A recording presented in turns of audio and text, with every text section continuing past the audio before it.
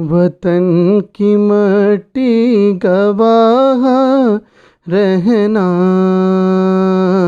गवाह रहना।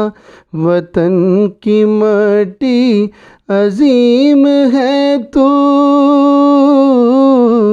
अजीम तर हम बना रहे हैं।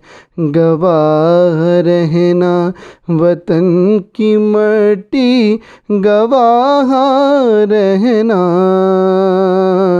गवाह रहना।